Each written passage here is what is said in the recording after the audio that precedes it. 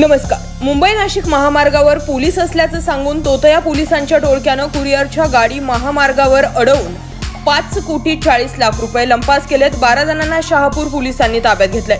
दिनांक 15 मार्च रोजी सकाळी 7 वाजेच्या सुमारास नाशिकहून मुंबईच्या दिशेने जाणाऱ्या कुरिअरच्या गाडीला तोतया पोलिसांच्या टोळक्यानं अडवून आम्ही पोलीस आहोत असं सांगून गाडीची पूर्ण तपासणी करायची आहे असं सांगून मुंबई नाशिक महामार्गावरील बॉम्बे ढाब्या बाजूला असलेल्या बंद गोडाऊन जवळ नेऊन कुरिअरच्या गाडीमधील 5,40,00,000 रुपये असलेल्या बॉक्सचा पार्सल तोतया पोलिसांनी काढून घेतला व गाडी सोडून दिली आणि पोबारा केला.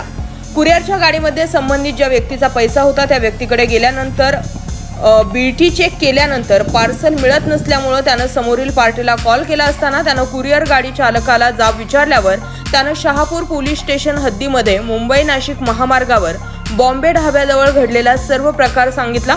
संबंधित व्यक्तीने तो सगळा प्रकार ऐकला.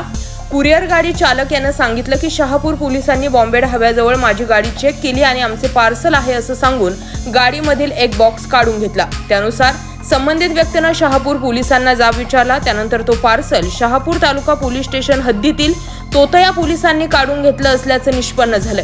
त्यानंतर शहापूर पोलीस ठाण्यामध्ये 5 कोटी आणि काही लाखांची चोरी झाल्याचा गुन्हा दाखल करण्यात आला. याबाबत पोलिसांनी आतापर्यंत 12 जणांना संशयित म्हणून ताब्यात घेतलं असून पुढील तपास शहापूर पोलीस करतात.